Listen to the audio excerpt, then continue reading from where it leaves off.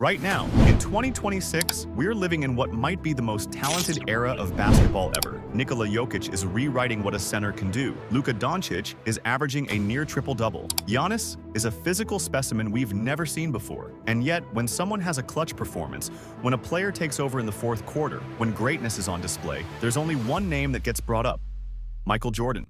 It's been over 20 years since he last played a meaningful game, and his name still carries more weight than any active player. That's not nostalgia. That's not old heads being stubborn. That's a reality we need to examine. Because the question isn't whether LeBron passed him, or if someone will eventually break his records. The question is why.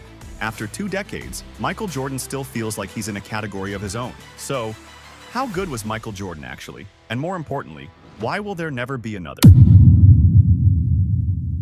Well, to find out, let's go back to where it all started. Michael Jeffrey Jordan was born in Brooklyn, New York, but grew up in Wilmington, North Carolina. And if you're looking for some underdog story about how he came from nothing, you won't find it here. Jordan's family was middle class. His father, James, worked at an electric plant. His mother, Dolores, worked in banking. They pushed all 5 of their kids to excel at whatever they did. But here's the thing. Nobody in the Jordan family was tall. His parents were both under 5 feet 10 inches. His older brother, Larry, who Michael credits as his biggest competitor growing up, was maybe 5 feet 7 inches. So when Michael tried out for his high school varsity team as a sophomore, standing just 5 feet 11 inches, he got cut. Not because he wasn't talented, but because the coach thought he was too small and too raw. That moment became the fuel that would burn for his entire career. I didn't make the team. I went home, I locked myself in my room, and I cried. And from that point on, I wanted to prove to everyone that they made a mistake. Jordan spent that year on junior varsity, working obsessively on his game. Then something unexpected happened. He shot up to 6 feet 3 inches by his junior year, then 6 feet 6 inches by the time he graduated. Suddenly, the kid who was too small was dominating everyone. He averaged over 25 points per game as a senior and started getting recruited by major colleges. He chose the University of North Carolina, where he played under legendary coach Dean Smith. And as a freshman, Jordan did something that changed his life forever. In the 1982 NCAA championship game against Georgetown, with the score tied and seconds left, Jordan hit the game-winning shot. That shot gave North Carolina the title, but more importantly, it gave Jordan something else: confidence. That turned my name from Mike to Michael Jordan. It gave me the confidence that I can play with anybody. Over the next 2 years, Jordan became a dominant force, winning National Player of the Year in 1984. Then he made a decision that would change basketball forever. He declared for the NBA draft. The 1984 draft is considered the greatest in NBA history, and the first 2 picks perfectly illustrate how teams were still thinking. Houston took Hakeem Olajuwon first overall, which made sense. He was a 7-footer who could dominate both ends. But Portland's decision at number 2 became one of the biggest mistakes in sports history. They had the 2nd pick and they took Sam Bowie, a 7-foot 1-inch center who had already suffered multiple leg injuries in college. Why? Because they already had Clyde Drexler at shooting guard, and they thought they needed size. So Michael Jordan fell to the Chicago Bulls at number 3. And the moment he stepped on an NBA court, it was clear that Portland had messed up. In his first game, Jordan dropped 16 points against the Washington Bullets. 3 games later, he put up 37 against the Bucks. By mid-season, he was averaging nearly 30 points per game. But it wasn't just the scoring, it was how he scored. Jordan played above the rim in ways that nobody had seen before. He'd elevate for a dunk and just hang there while defenders fell back to earth. His first step was so quick that by the time you reacted, he was already at the rim, and his competitiveness was off the charts. First day in practice, whoever is team leader on that team, I'm going after him. I won't do it with my voice because I have no voice. I have to do it with the way that I play. Jordan finished his rookie season averaging 28.2 points, 6.5 rebounds, and 5.9 assists per game. He won Rookie of the Year, he made the All-Star team, and perhaps most importantly, he completely changed the Chicago Bulls. The team that was giving away tickets with gas fill-ups suddenly became must-see TV. But there was something else happening that would change sports forever. Nike had signed Jordan to an endorsement deal and created a signature shoe called the Air Jordan 1. The NBA banned the shoe because it didn't meet their uniform color requirements, which meant Nike had to pay a $5,000 fine every time Jordan wore them. And Nike turned that into a marketing campaign. They ran commercials about the banned shoe, and suddenly everyone wanted a pair. The Air Jordan 1 made $126 million in its first year. Jordan wasn't just a basketball player anymore. He was becoming a cultural icon, and he was just getting started. Everything was going perfectly until disaster struck in his 2nd season. Just 3 games into the year, Jordan broke his left foot, specifically the navicular bone. It's one of the worst injuries a basketball player can have because muscles. It affects your ability to push off and change direction. Doctors told him to sit out for several months. The Bulls shut him down, but Jordan couldn't stay away from the game. He went back home to North Carolina and started playing pickup games at UNC behind the team's back. When the Bulls found out, they were furious. But Jordan didn't care. By late March, he convinced the team to let him come back, even though they limited his minutes. The Bulls limped into the playoffs with a 30-52 record. Their reward? A first-round matchup against the 67-win Boston Celtics, arguably the greatest team of the 1980s with Larry Bird, Kevin McHale, and Robert Parrish. Game 1 was a blowout. The Celtics won easily, but Game 2 became the stuff of legend. On April 20th, 1986 in Boston Garden, Michael Jordan put on a performance that still doesn't make sense. He scored 63 points against one of the best defensive teams ever assembled. He hit fadeaways, floaters, and acrobatic layups. He was unstoppable. The Celtics eventually won in double overtime, but after the game, Larry Bird said something that would be quoted forever. That was God disguised as Michael Jordan. Even in defeat, Jordan had announced himself as something different, something special. Over the next few seasons, Jordan kept getting better. In the 1986-87 season, he averaged 37.1 points per game, which is still the highest scoring average since Wilt Chamberlain's insane early 1960s numbers. He was winning scoring titles.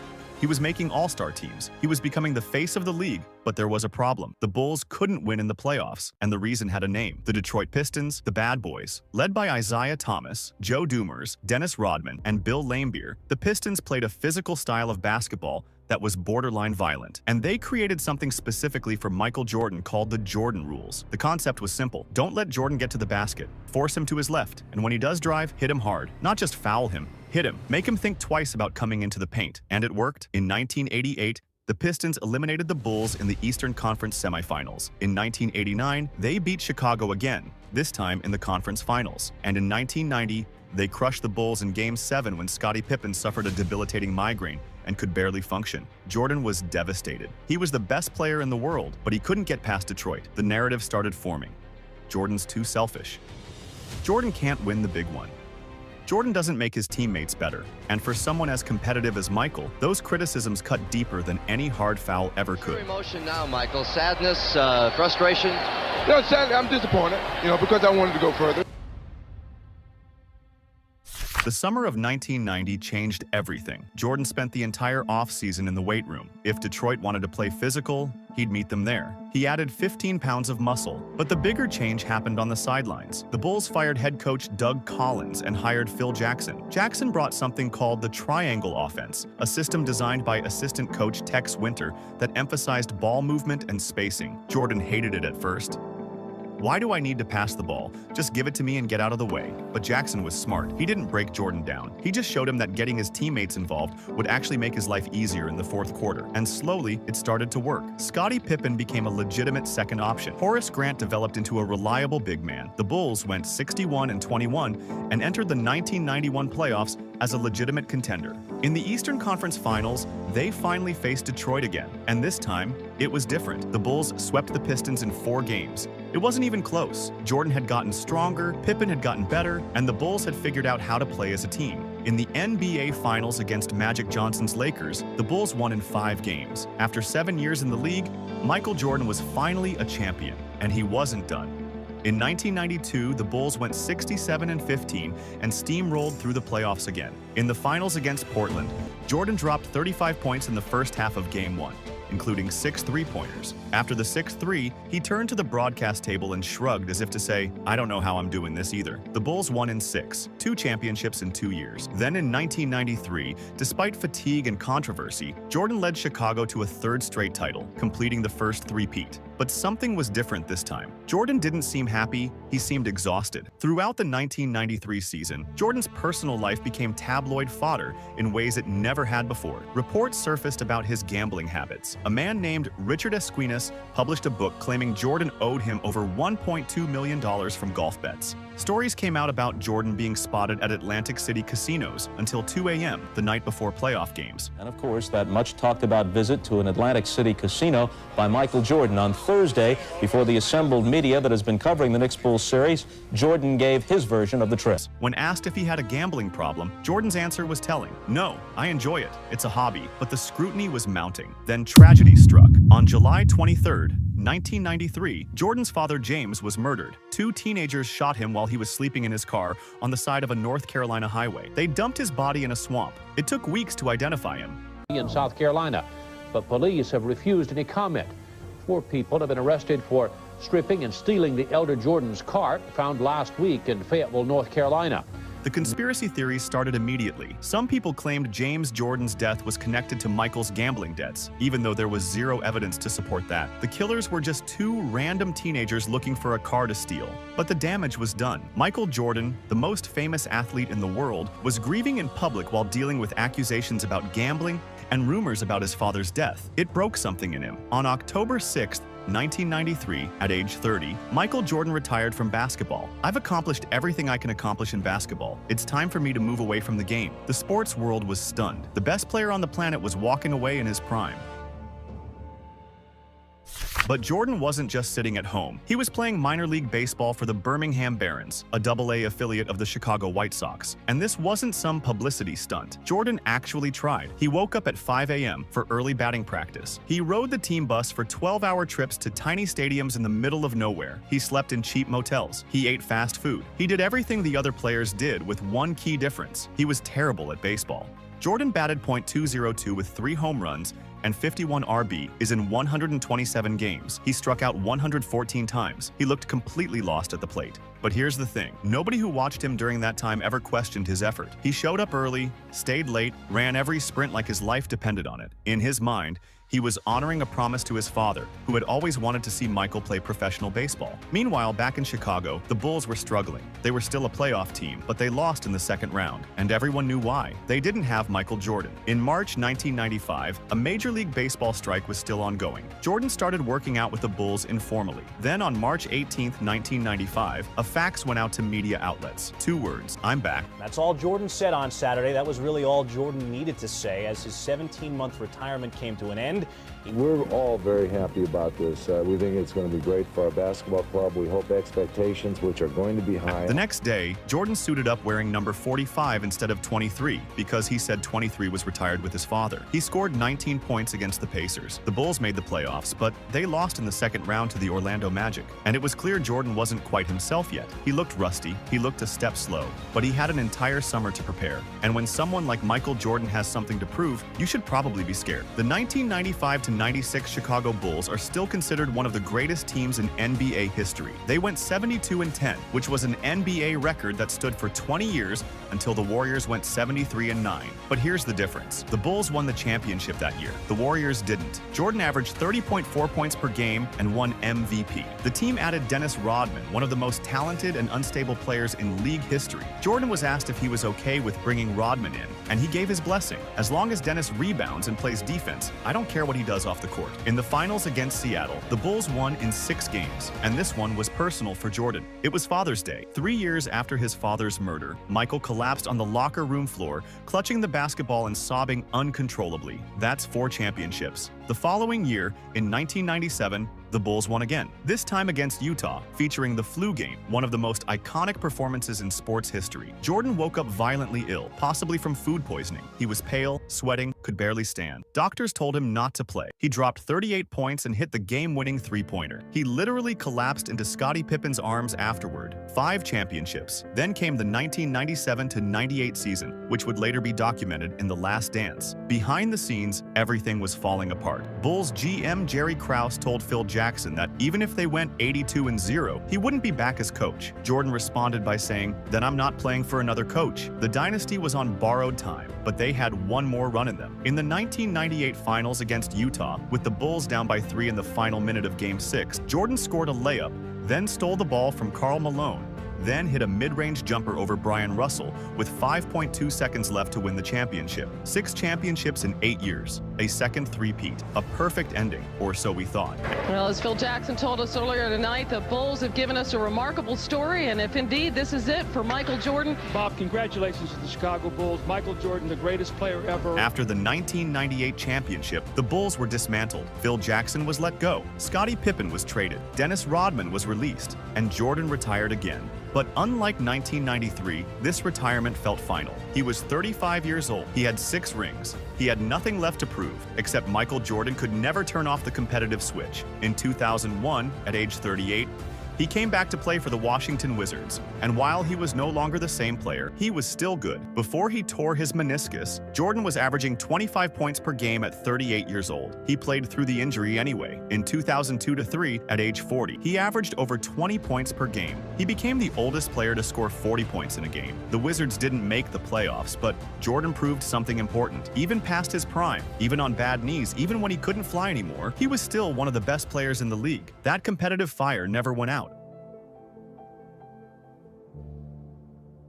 Michael Jordan's competitiveness wasn't just about basketball. It was about everything. He turned everything into a competition, and he had to win. The stories are endless. During the 1992 Olympics, Jordan lost to Christian Lettner at ping pong. He didn't speak to anyone for 2 days, then had a ping pong table secretly delivered to his hotel room. He practiced obsessively until he could beat Lettner. During Bulls practice, he once punched Steve Kerr in the face during a disagreement. He hauls off and hits me in the chest, and I just haul off and hit him right in the eye. After the season, when they won another championship, Jordan credited that moment with making Kerr tougher. He once made up a story about LeBradford Smith talking trash to him, then dropped 36 points in the first half of their next game as revenge for disrespect that never actually happened. When Muggsy Bogues had the ball in a crucial moment, Jordan stood off him and said, "Shoot it, you midget." Bogues took the shot and missed badly. Years later, Bogues said that moment messed with his confidence for the rest of his career. Jordan would bet teammates on anything. Which imaginary bull would win a race on the Jumbotron? Who could make more free throws? What time a plane would land? And he'd show up early to study the races or the schedule so he had an edge. When asked about his competitiveness, Jordan never apologized. "I play to win,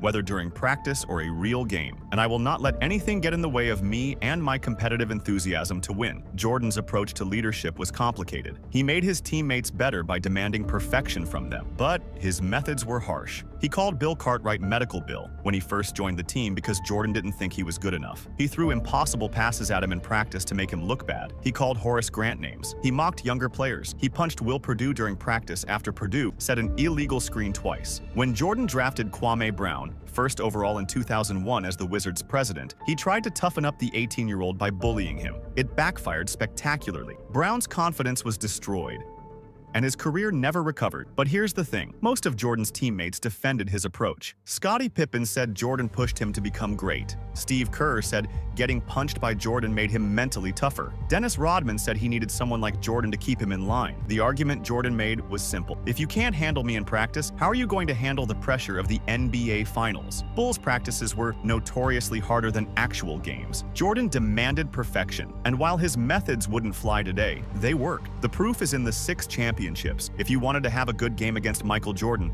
the worst thing you could do was say anything to him, because once you woke him up, it was over. Before the 1992 finals, analysts suggested Clyde Drexler might be a better three-point shooter than Jordan. So Michael opened the game by hitting 6 threes in the first half, setting a finals record. After the 6th one, he shrugged at the broadcast table. When Nick Anderson said after Jordan returned from baseball that 45 isn't 23, Jordan torched the Magic for 38 points. Anderson immediately regretted opening his mouth after Dikembe Mutombo bragged that Jordan had never dunked on him. He never dunked on you? No.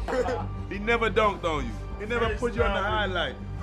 Michael got him the very next game and gave him his own signature finger wag back. When Reggie Miller trash-talked Jordan, Michael responded mid-game by saying, "You don't belong in the same building as me." Miller went off for 25 in the first half. Jordan finished with 44 and whispered to Miller, "Now you can leave." Against Craig Elo in the 1989 playoffs, Jordan told him exactly where he was going to shoot from, then hit the game winner from that exact spot. The famous shot over Elo. Jordan once told a teammate who was trash-talking him during a game that he was counting backwards from 44. The teammate was confused until he realized Jordan was counting down his own points as he scored them. He ended with 44. Jordan's trash talk wasn't just mean, it was calculated. He'd find your weakness and exploit it. And if you didn't have a weakness, he'd create one by getting in your head.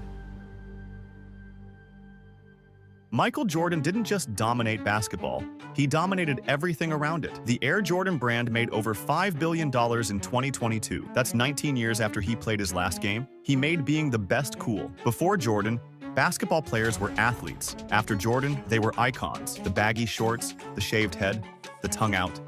Kids all over the world copied everything about him. And he did this without social media. No Twitter, no Instagram, no constant access. Jordan was mysterious. You saw him on game night and in commercials. That was it. Today's stars post what they had for breakfast. Jordan kept people guessing. That distance made him mythical. But beyond the shoes and the commercials and the cultural impact, there's a simpler reason why there will never be another Michael Jordan. The circumstances that created him don't exist anymore. Jordan was cut from his high school team. That chip on his shoulder never went away. Today's elite prospects are identified at age 12 and coddled through AAU circuits. Jordan got hammered by the bad boys Pistons and had to get stronger. Today's game doesn't allow that physicality. Jordan played in an era where you had to win championships to be considered great. Today, players are celebrated for individual stats, and making the playoffs is considered success. Jordan spent his entire career with one team, building something over years. Today, players switch teams every few years chasing super teams. I'm not saying today's players aren't great, they are. But the environment that forged Michael Jordan no longer exists. And without that environment, you don't get another Michael Jordan. You might get players who are more skilled, more athletic, who play longer, but you won't get another player who combined skill, athleticism,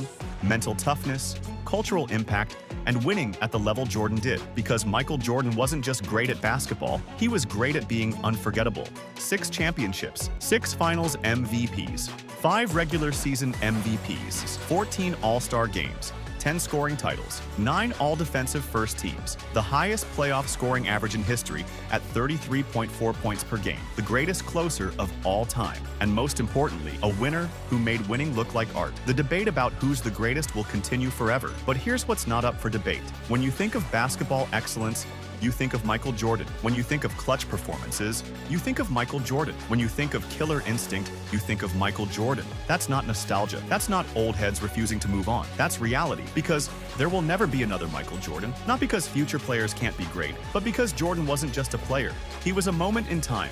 A perfect storm of talent, opportunity, mentality, and timing that happens once and never repeats. The banners still hang in Chicago. 6 of them. A reminder that for 8 years across 2 separate three-peats, one man and one team rewrote what greatness could look like. And decades later, we're still trying to figure out how he did it. As always, if you enjoyed the video, don't forget to subscribe to Primetime Sports. More content like this is on the way.